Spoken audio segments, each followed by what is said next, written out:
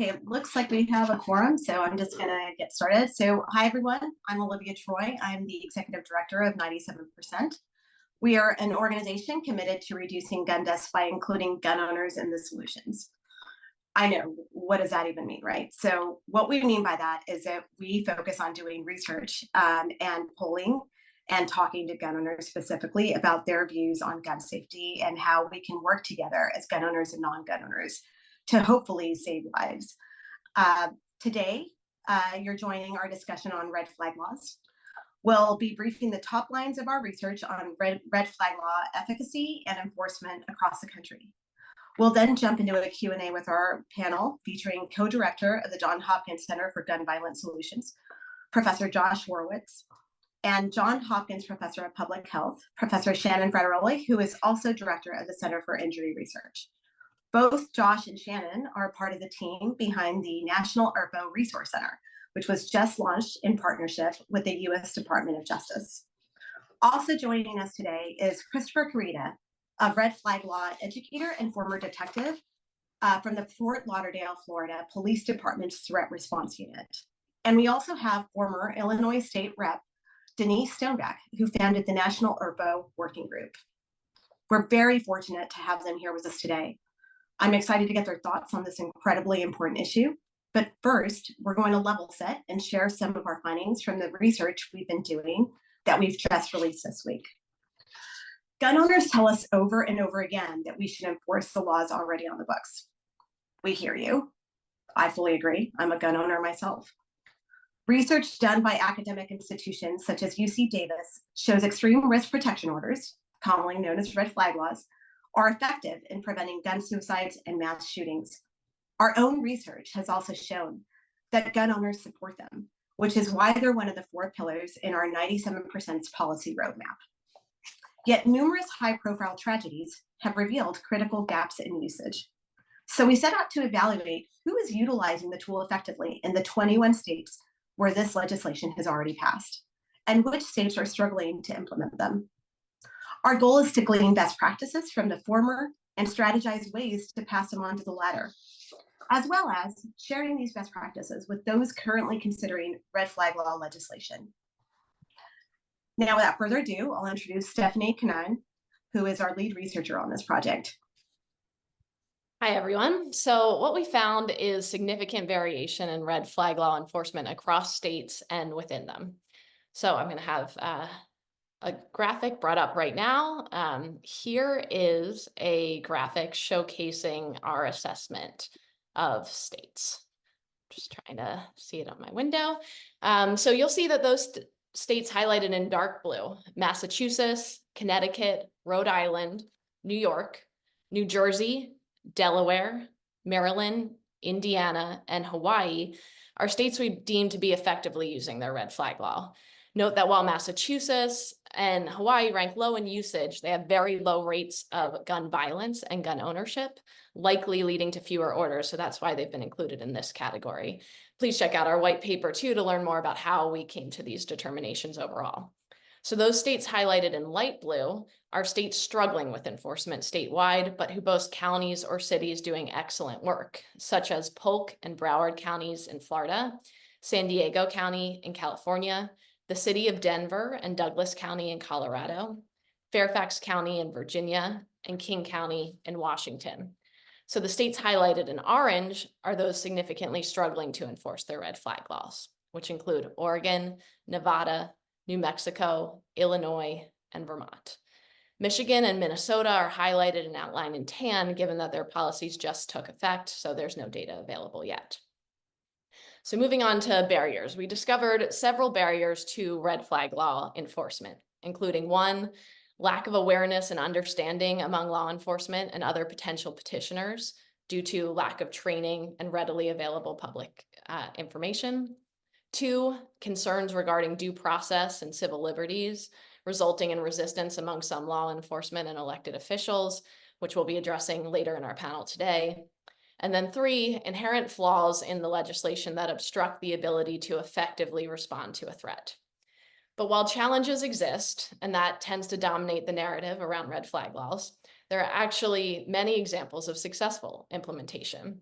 As you saw in our map, 2/3 of the 21 states that have red flag laws are enforcing them reasonably well, with 9 of those states doing a uniformly effective job. Our research found that successful enforcement of red flag laws hinges on 4 key factors: staffing, training, policy, and reporting. Some best practices we discover include establishing dedicated red flag law units, often incorporating detectives, city attorneys, and even judges; providing comprehensive training for law enforcement and other stakeholders; legislation that includes things like a search and seizure warrant, a clear definition of petitioners, and a mandate that courts be available 24/7 to receive petitions. Involving law enforcement, those who execute the orders, in crafting the legislation is also extremely beneficial. Collaboration between law enforcement and mental health professionals, and transparent reporting made available to the public to track the effectiveness and demystify red flag laws. So that's just a quick overview. I'm now going to turn it over to Olivia to talk about what's next and what we're doing with these insights. Thanks, Stephanie, for sharing the top lines of our research. Please visit our website at 97%.us/red flag to read our executive summary and white paper for much more detailed and state-specific examples. So what's next? The initial round of research was a first step in highlighting successful models and identifying areas for improvement. We're in the process of meeting with best practitioners, states who are struggling, and institutions doing great work in this space, like Johns Hopkins, to determine how we can fill the gaps and harness the full potential of these laws. More to come, but speaking of, let's get into the panel portion of today's roundtable.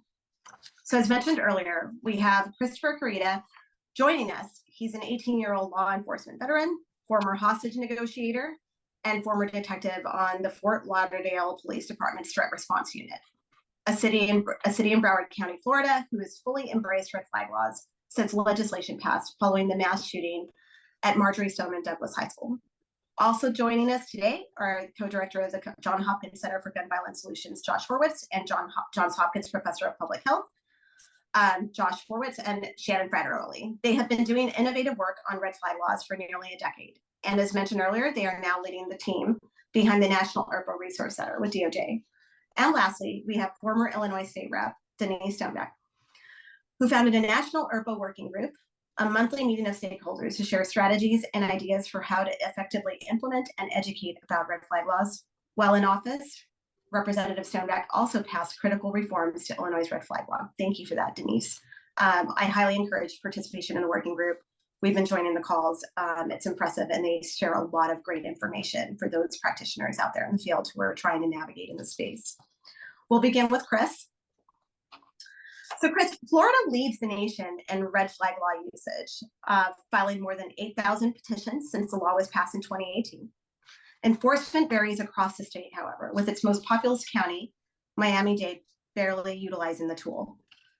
Chris, you were a part of a 6-person threat response unit in Fort Lauderdale, which has filed more than 900 petitions and is credited with preventing another tragedy at a school just 30 minutes away from Parkland. Why do you think your city and county have been able to use red flag laws so effectively? And can you speak to the benefits of having a dedicated unit to address red flag law situations? Sure. And Olivia, first, thanks for doing this research. Thanks for taking up this cause. And I think, very often in these discussions around firearm ownership and firearm safety, the middle gets lost and the two ends of the spectrum dictate the narrative. So I commend you for trying to create a space for everyone in the middle to come together and think about reasonable solutions that we can all agree upon. Coming back to your question, I think you touched on it. The red flag law in Florida was passed in the wake of the Marjory Stoneman Douglas shooting right here in Broward County. So like many states, Florida rode that wave of public sentiment and rode that shift toward public safety and that refocus on firearms being a concern when it comes to school shootings. So when those laws passed, Broward County couldn't afford to get it wrong. Agencies in Broward County, especially Broward Sheriff's Office, City of Fort Lauderdale, larger agencies like in our city, had the resources available to take this law, create their own policy, and hit the ground running. The challenge to other smaller municipalities was that there was no guidance initially when the law passed. There was no funding for training. There was no state-led effort to implement these laws. So every agency, not just county, all the way down to the individual agency, was left to their own devices and to find their own resources to make it happen.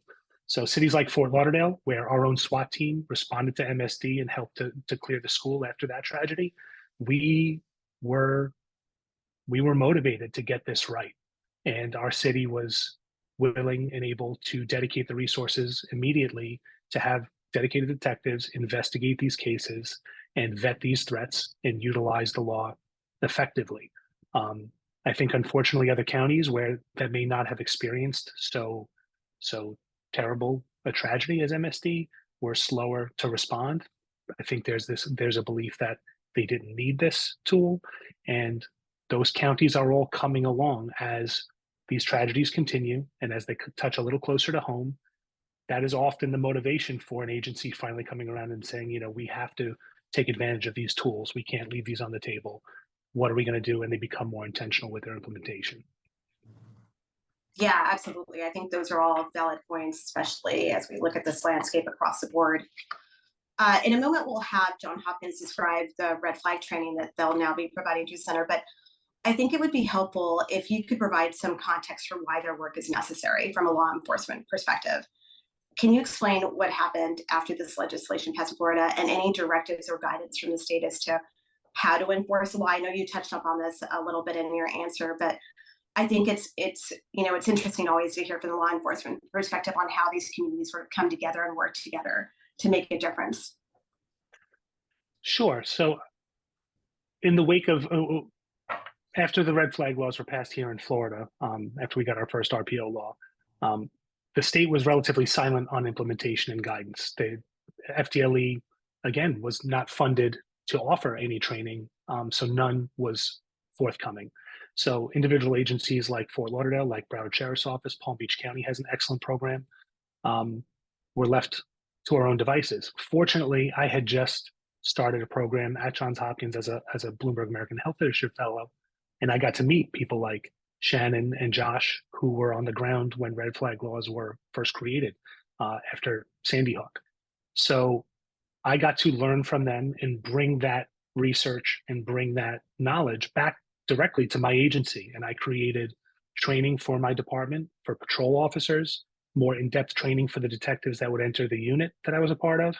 And then I tried to start educating the rest of the department.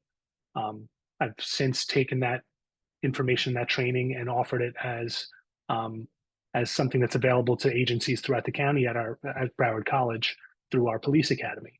So again, individuals who see the value in these laws, you know, I'm not there at each individual agency can do a lot to move these policies forward. Yeah, one quick follow-up on that. I know Florida is one of the 4 states where members of law enforcement are the only petitioners. What do you think are the pros and cons of that policy? I mean, the advantage is that the people, when law enforcement are the lead on a risk protection order, when they are the affiant, they're already trained in investigative techniques. They already speak the jargon when it comes to filing affidavits in court. So there's less of a learning curve as opposed to a family member or even a psychologist or psychiatrist, somebody in the mental health field. So there is that advantage.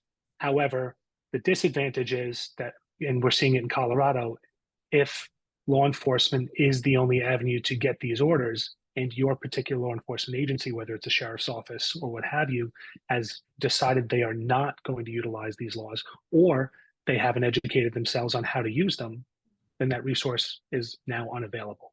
So in jurisdictions where law enforcement takes the initiative and really leans in and takes full advantage of these tools, I think it can work very well. But as soon as you don't have, as soon as that limits access to the tool, you need to expand and you need to make it available by other means. Okay, fair enough. I'm going to let you off the hot seat now and pivot to the other panelist members and give you a break.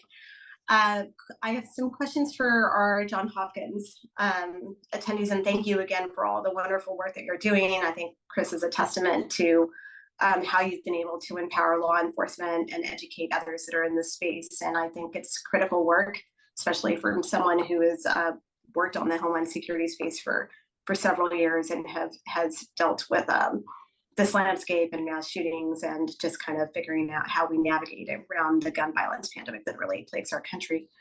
So you've both been working in this space for nearly a decade.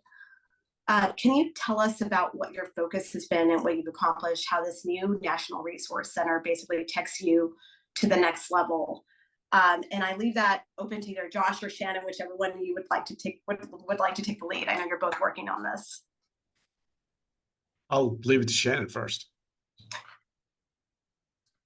Yes, that's one of the challenges with us is that we're both very polite. We're always ready to defer to the next. Okay, I'll start off this time. I want to really build on what Chris was starting to say. So we're in a situation where we have 21 states in the District of Columbia, Olivia, as you said, with this law in place. And so it is great that Chris was able to show leadership, be a champion for ERPO, and really bring his department along in the way that he did. And quite honestly, when I was looking with great interest at the map that was shown before, and in every state where there was evidence of implementation activity, I could think about a champion like Chris who was on the ground doing that same work. But when we get to a point where we have 21 states in the District of Columbia with a whole lot more law enforcement agencies involved, it just doesn't make sense to rely on individuals within each of those agencies to figure out what the law is, to put together training, to sort of advocate within their departments as to how to use this law and to provide that support on the ground that's necessary to build the infrastructure to allow for implementation of these state laws to happen. So from my perspective, it makes great sense as someone who is interested in gun violence prevention, who is very much in a position to respond to and recognize the needs of state and local partners to say, hey, we can kind of step in and take some of that load off, right? We can sort of provide that training and technical assistance that now is needed by so many law enforcement agencies in so many states because of the initiative of state governments to do this work. So we're all about training and technical assistance that's needed in order to support the work of law enforcement on the ground to implement and enforce the laws that state legislatures have passed, again, in a fair number of states at this point. I'll say from a bigger picture perspective, I'm a researcher, I'm an academic. And so first and foremost, what I spend most of my time on is research. And I'm very interested in how ERPO laws are being implemented and if they're effective. So those are the kind of questions that also dominate a lot of my time. But that provision of training and technical assistance of supporting people like Chris, who are on the front lines of doing that work, is incredibly important and a clear need that we've seen around the country in places where these laws are in effect. Just a quick follow-up, staying in the training aspect lane. Can one of you share how your trainings will be available and also how people can access them? I think that's important information to make sure that people, to reiterate for the audience. Yeah, I'm happy to jump in there. So Okay. there's the ERPO Resource Center now has a new website called erpo.org, erpo.org, which has information on every single state and implementation practices. But one of the things that's really very important about that site is if you are listening to this and you want a training for your department, your university, whether it's prosecutors, judges, law enforcement, social workers, mental health professionals, there is an opportunity there easily to put in your information and get a training request to our team, and we're happy to design a training for you. Going forward, there will be synchronous and asynchronous materials available on the website. But right now, we want to make sure that everybody who has training and technical assistance questions gets those answered. And there's a really easy way to do that by using the mailbox on the website. Lots of information there, but there's also our ability to come out and help train. The other piece of that is prior to the center being launched. And by the way, the center's been going on for a while. The website just launched this last week, but we've been working out there for over a year right now. But there's also an implementation guide that walks people through step by step that we did with every town out there. So that's available as well.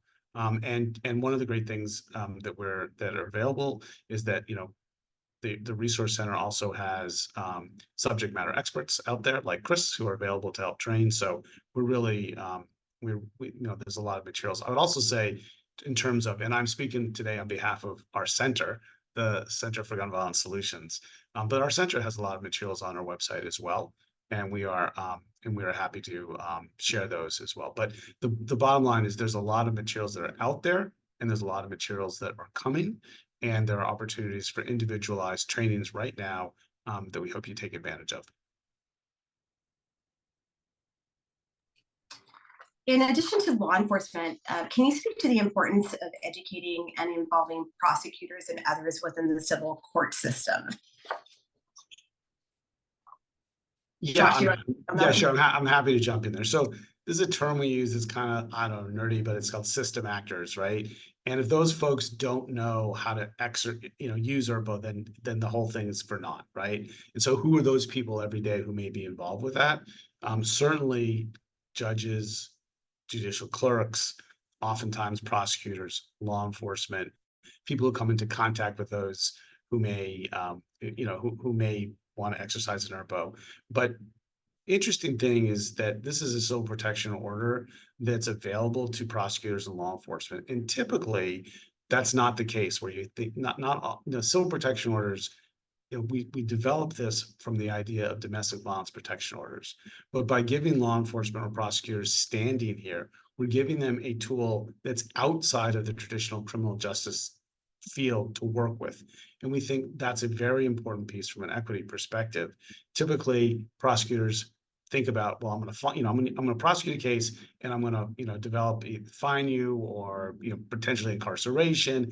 This is a completely different opportunity, and we think it really works well with the idea that there's an opportunity to intervene early before we have to prosecute, potentially get services involved, other family members involved, much more of a holistic approach here. So yeah, prosecutors, this is a new tool for you, but it's not necessarily a tool that you're used to using. That's why training is so important. Now, there is a law enforcement once we have an order in the field, and hopefully the order is not violated, but if the order is being violated, if there's a compliance issues, then prosecutors definitely have a role to ensure compliance about getting that information before a judge. However, we're so excited about this tool because it's an opportunity to use, whether that's law enforcement, whether that's other infrastructure, to intervene before we get a criminal prosecution and hopefully avert it altogether. Great, thank you for that information. One of the conversations that we've had internally at 97% is that many assume that a public information campaign is critical for effective red flag law usage. Can you share from your perspective, Josh and Shannon, like who you think it's most critical to educate about red flag laws? So I can take this one. So we've been pretty adamant about, the need for directing resources to make sure that to use Josh's word, the system actors are aware of ERPO, that they know how to use this tool, and that they are comfortable and confident with regard to its use. We're far from being there at this point in time. And so that's really where we've been suggesting that the direction of resources go. That's certainly where we've been focusing our energies as well. we get questions a lot about, well, hey, the public doesn't know about this. Doesn't the public need to know about this? And just speaking personally, again, my response is always, let's get those system actors on board, and they can be the ones to engage with the public when the public is in a crisis or in a situation where a loved one is in crisis, and this information would be helpful. From my perspective, engaging in expensive, wide-reaching public education campaigns at this point in time really doesn't make sense. We need to make sure that the frontline people who are responding when people are in crisis, so law enforcement, healthcare providers, that those people are aware of ERPO, that they know when and how to use it, and that it's being used in a way that's consistent with how the state law intended it to be used. So I love that question, and appreciate the opportunity to share some perspective on it.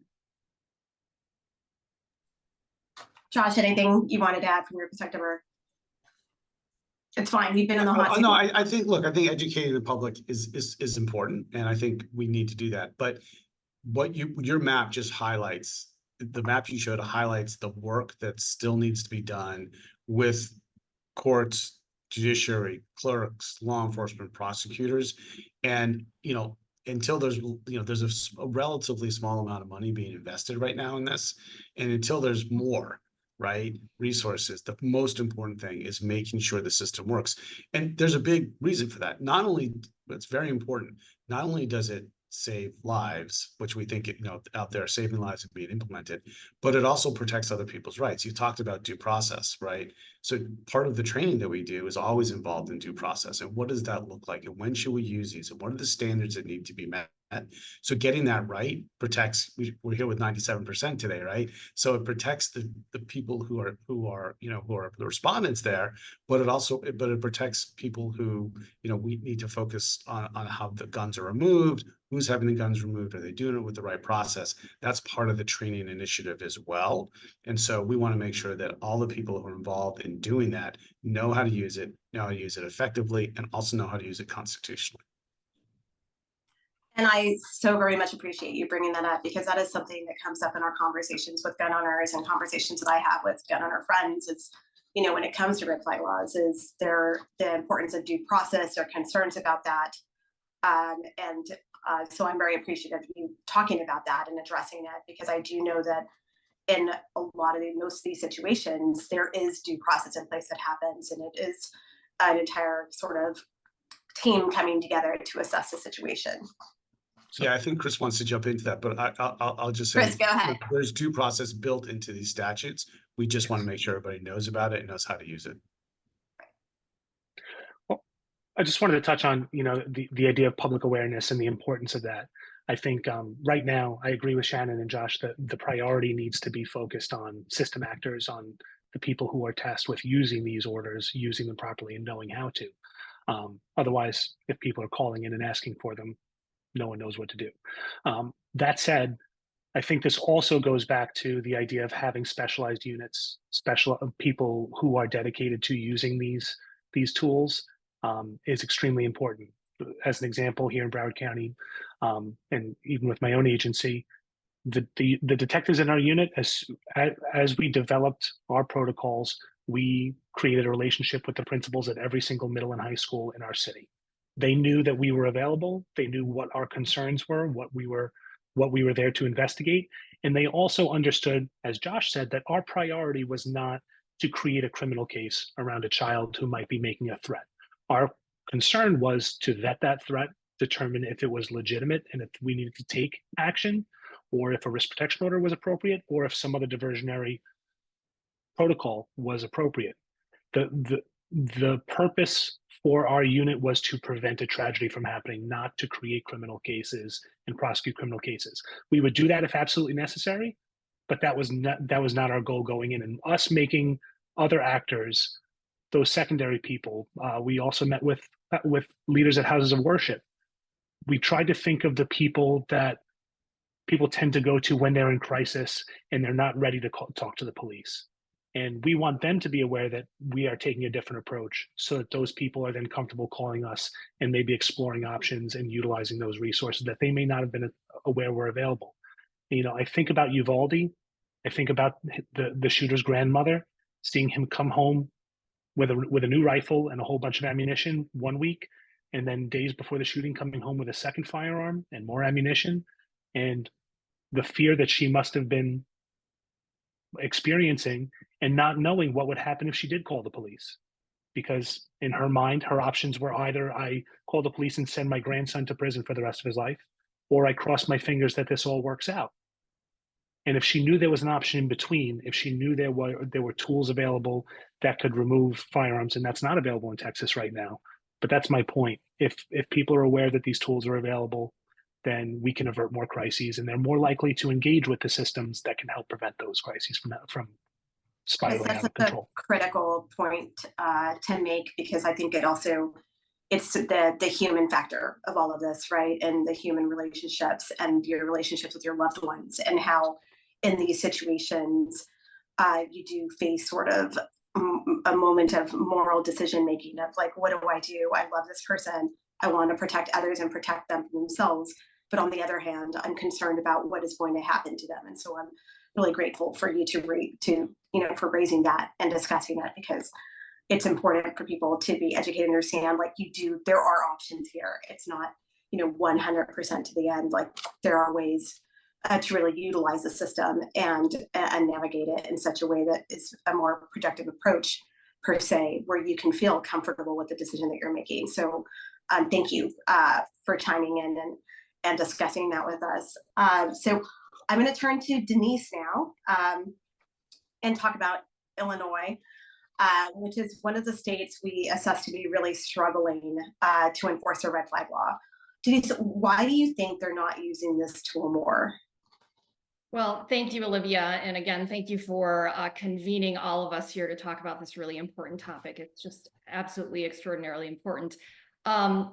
I think that all of the points that you mentioned earlier are certainly come into play, but in my viewpoint, in Illinois, our biggest challenge really comes down to a lack of education and awareness. So when Illinois' law went into effect back in January of 2019, most members of the public and law enforcement officers were unaware of the tool. There wasn't any training or education built into the original legislation. So unless there was someone in a particular jurisdiction that was very diligent about getting up to speed in new laws, people just didn't find out about it. In 2021, I introduced a bill that passed, which expanded the law and made changes to improve implementation. And this new law included funding for an education and awareness program led by the Illinois Department of Public Health. And it also mandated that annual training for law enforcement on our ERPO, which is called a firearms restraining order. So while nothing happens overnight, I believe there will be improvement. And I'm really happy to say that the Illinois Department of Public Health, in partnership with Brady and the Ad Council, have just launched in Illinois the first phase of the Pause to Heal statewide education campaign on Illinois' ERPO. This campaign includes radio, print, digital PSAs, and a new website, which is illinois.gov/pause to heal. And the second phase is planned for June. So I look forward to improvement and implementation as even more people become aware of this valuable tool that's a resource for them. Great, thank you for sharing that too, and we'll definitely follow up with you on that. I mean, have you back to kind of share more information on it as it launches in June. Can you tell us a little bit more about the National ERPO Working Group? Just in terms, I know you've been sharing this group for about 5 years now, is my understanding, and just share a little bit about who attends, your goals of the group, accomplishments for date, anything that you'd like to highlight from it, and perhaps you can speak of your involvement as well with Michigan and Minnesota, the two states who recently passed red flag laws, the more recent ones. Certainly. So back in the spring of 2019, when I saw the struggles to implement our ERPO, I was leading a Illinois nonprofit that I founded after the Sandy Hook school shooting, People for a Safer Society. And I saw the struggles to implement our ERPO. I gathered experts from other states on a conference call just to learn about their experiences and perspectives on ERPO. And we began having monthly calls and found out that working together, we could get ideas, support, and learn from one another, and ultimately make a lot more progress implementing our ERPO laws. Then states that did not currently have ERPOs began to join our calls to learn more about them. They were considering passing ERPOs in their states and wanted to find out about them. So for the past 5 years, we've held monthly calls and invited guest speakers, including some of my fellow panelists here, to offer presentations on ERPO. And we intentionally want to break down silos, so we gather all perspectives. We convene with advocates, law enforcement, researchers, public health officials, and lawmakers. There are people from across the country who join and offer state updates, so people can talk about the challenges and successes in their states, and network with people in other states. So strategies, ideas, effective ways to implement and educate about ERPO, the latest best practices. We have had researchers on sharing research about ERPOs and trends. So you mentioned Minnesota. So last year I was happy to help Minnesota pass their ERPO law. I was able to organize a convening of law enforcement from states that already had ERPOs to discuss ERPOs openly with law enforcement leaders from Minnesota. And then I also testified in support of their bill. After the laws passed in Minnesota and Michigan, we welcomed people from those states on our calls. I have to say, rolling out a new ERPO is a lot of work, and having a community of support from across the country, I believe, is very helpful.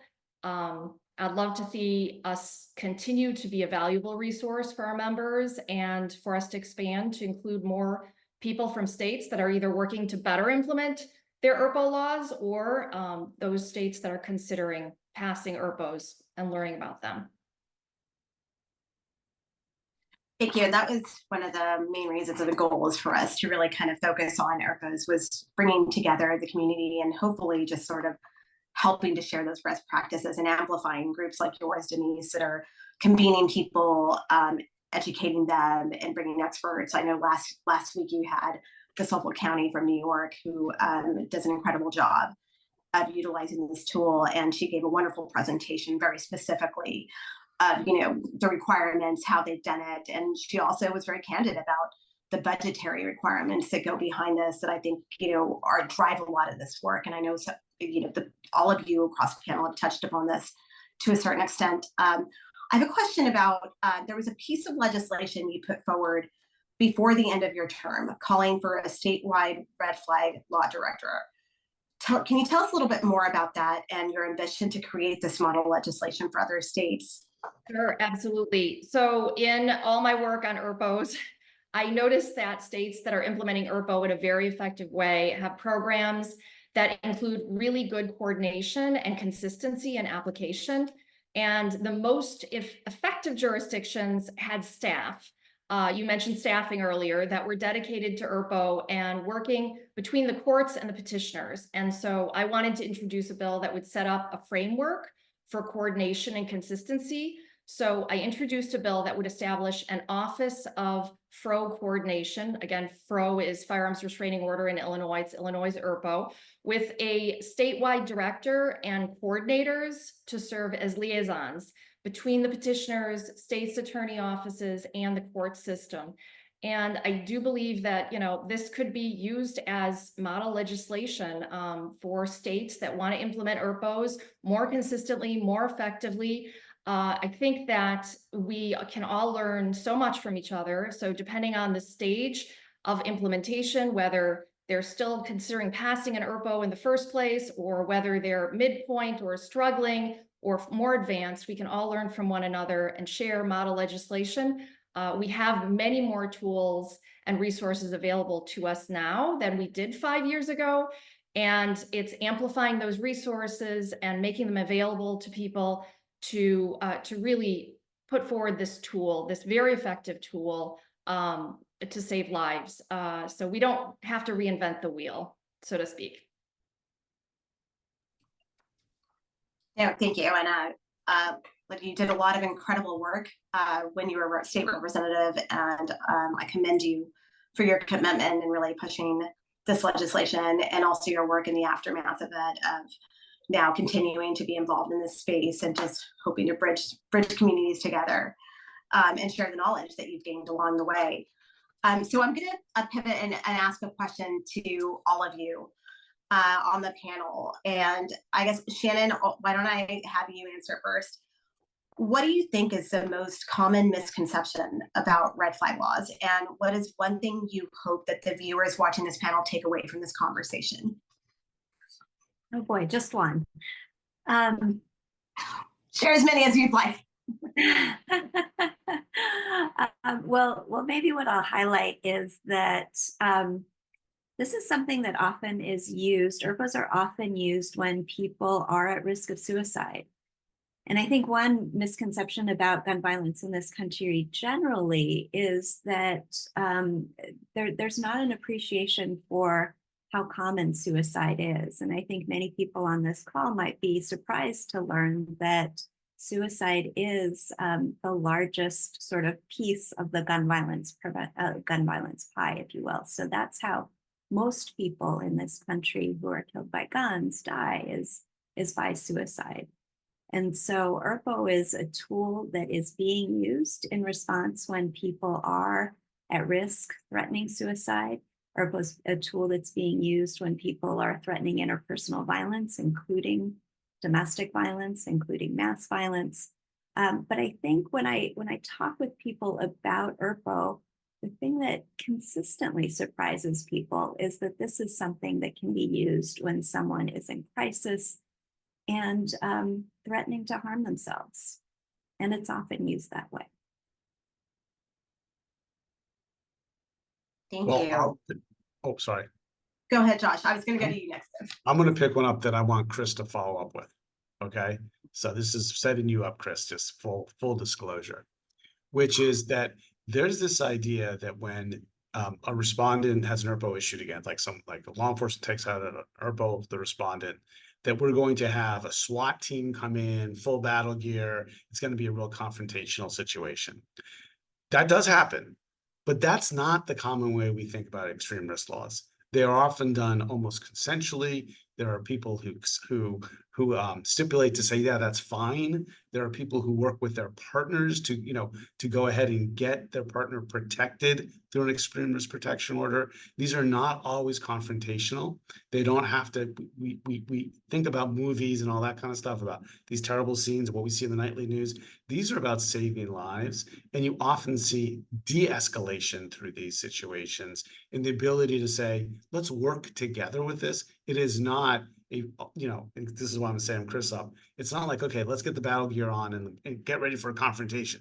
It's often, let's work with the family. Maybe there's a social worker involved, right? Maybe this is just an opportunity to initiate a great conversation where someone realizes that they're a threat to themselves and they're at risk for suicide, right? So there's a big misconception out there that this is a hugely, confrontational issue. And sometimes it can be, but what we're seeing is that a lot of these are done in a very caring and compassionate manner. And Chris, that's why I'm setting you up with this, because you do this. Josh is exactly right. So with our agency, I would say between 80 and 90% of our risk protection orders result in the respondent signing a stipulation, meaning they agree to the order on its face and they forego the court process because they're not contending they're not contending the order. They're not contesting the order.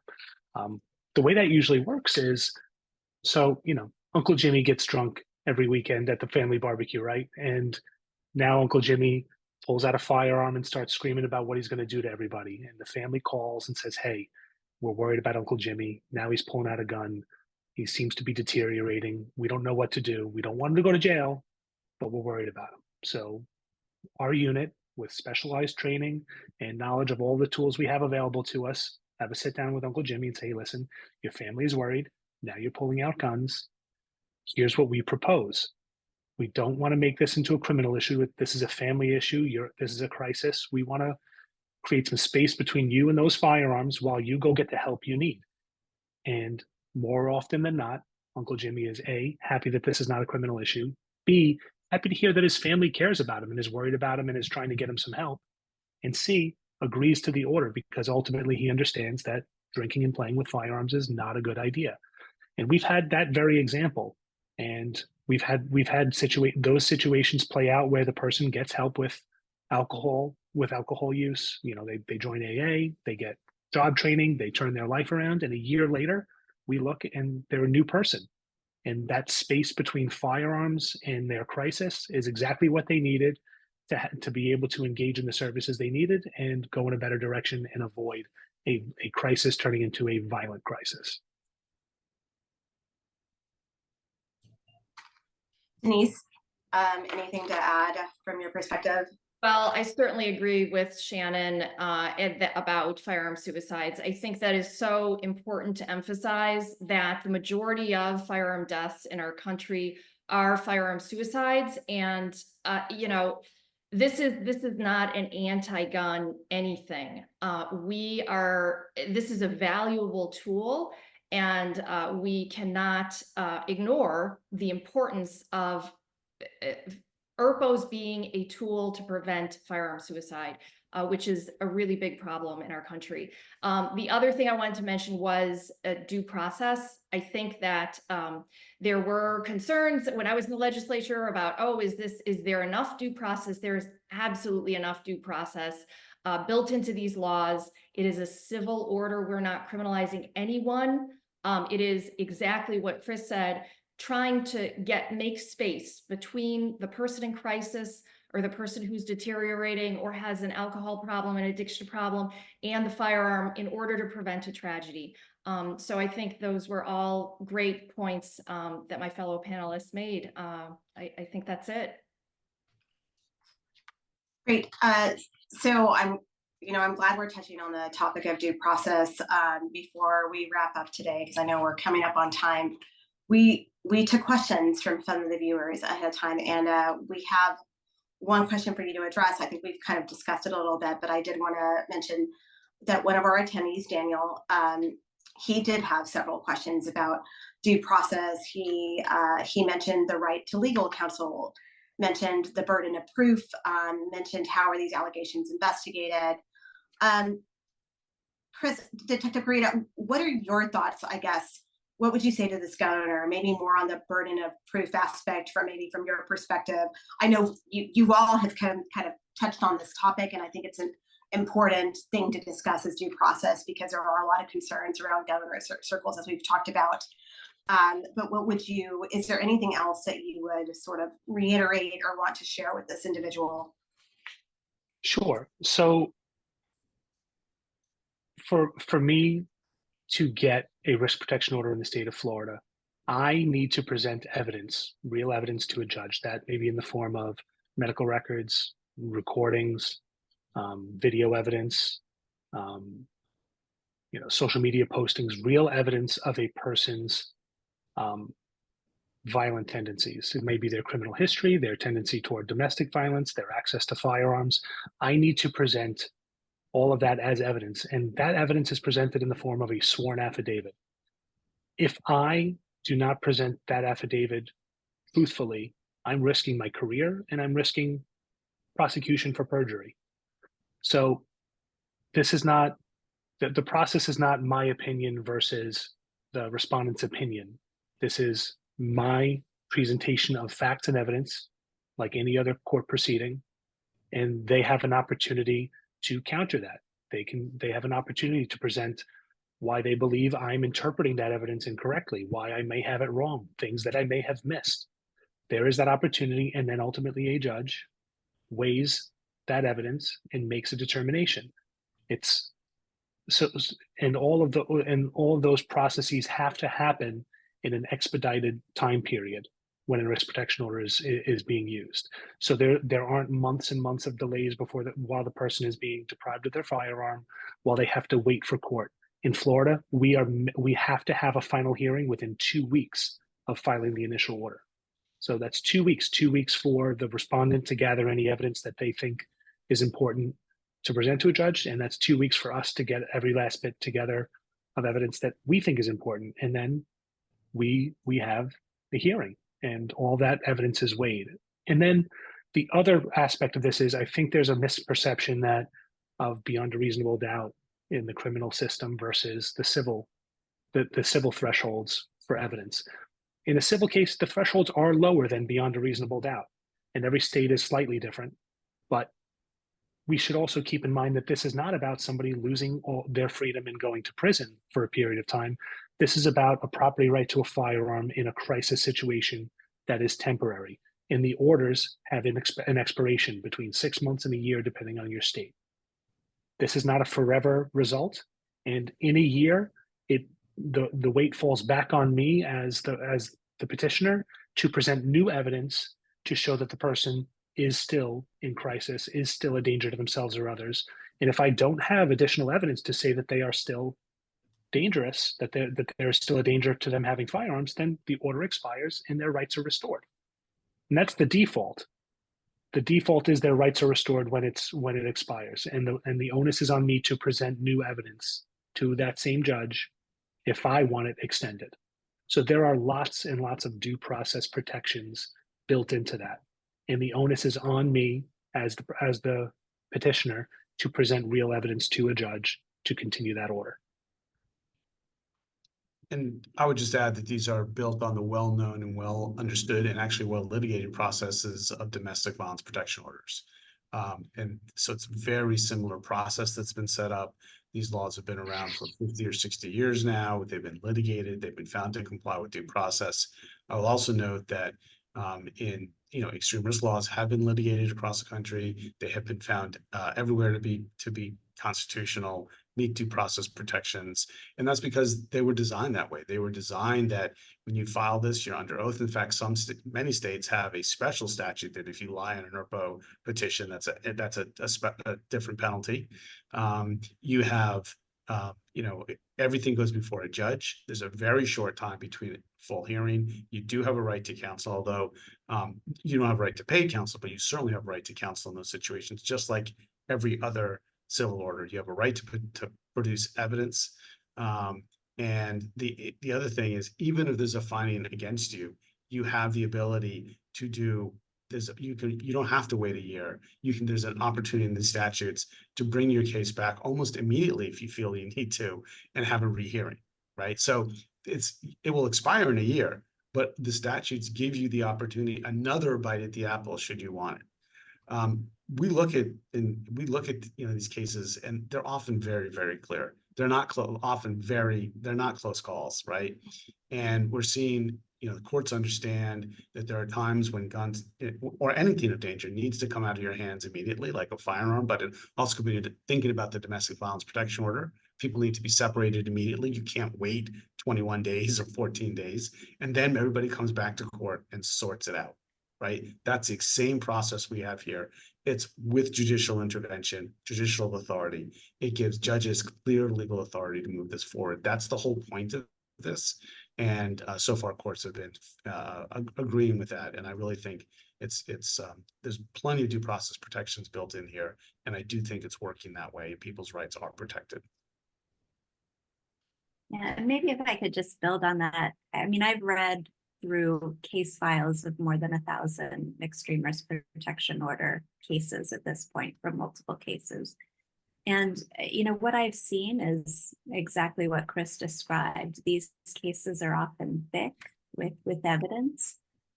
These cases are presenting compelling instances where people are clearly behaving in ways that any reasonable person would agree it's just not a good idea for them to have ready access to a gun, given how they're behaving. These are not cases where someone looks sideways at another person, where someone is upset with someone because they owe them money. That's not what's going on here. What I'm seeing in the case files, again, from multiple states, is clear, compelling evidence that people are acting in ways that are violent or are clearly threatening that they are planning to be violent, that they are planning either to harm themselves or harm others. And that's what we're seeing when we look at these cases. And again, these are the kinds of things that we as a society all have an interest in preventing. Denyse, do you have anything, would you like to comment on this? I know I saw you sort of nodding in encouragement, and I know you're in a state where the struggles in this space. No, I agree. I do believe that that what Shannon said, the vast majority of these cases, they're clear cut. It's not this person acting vindictively or telling lies or this and that.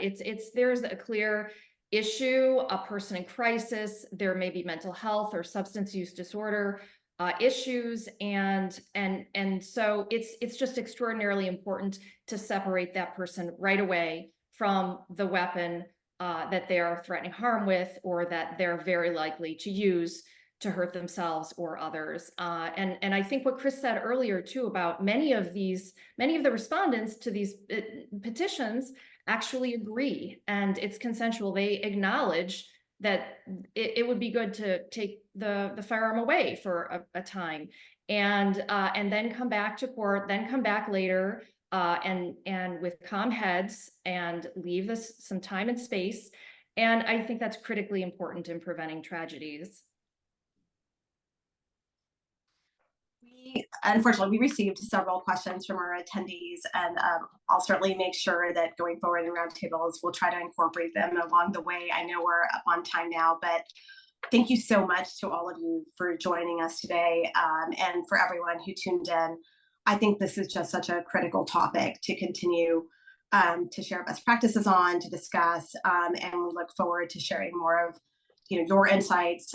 We'll certainly continue to amplify the work that each of you are all doing respectively. And we hope that people will stay tuned in for our next roundtable. We encourage everyone to visit our social media channels. We're at 97%org. Please sign up for our Beyond Thoughts and Prayers Substack. And again, so appreciative to all of your time on the panel. Certainly, thank you so much for the incredible work that you're doing. I know, there are days where it feels like thankless work, I'm sure, but you're making a significant difference. And I hope that it'll encourage these communities to utilize this tool. And I hope that hopefully we are encouraging, I know there were several gun owners who were in the audience today who reached out, and I hope that we are sort of encouraging of bridging that middle conversation, like you said, Chris, because I actually think that there are more of us in the middle than the extremes. And I think that is where we can really come together and make a difference.